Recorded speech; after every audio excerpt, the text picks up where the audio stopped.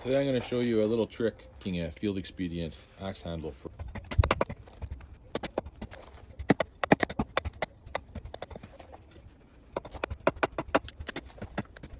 Actually, folks, I got to tell you, my hand, the missing fingers, is really not cooperating today, holding onto the head. So it's clearly possible to make this work just with the head, but just because I'm demonstrating today and I don't want to be a cripple tomorrow, I'm going to switch to a hatchet.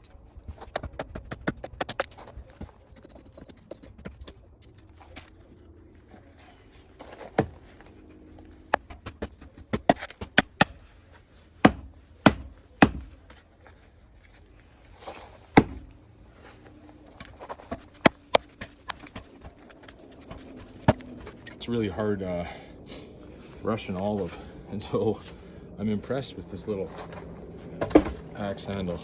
Obviously I could clean it up a bit more. You can see though that I tried hard to make it fill the entire head as best I could. And that, my friends, is how you replace an axe handle out in the bush.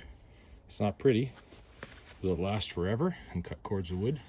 No, but you could sure use this to make yourself something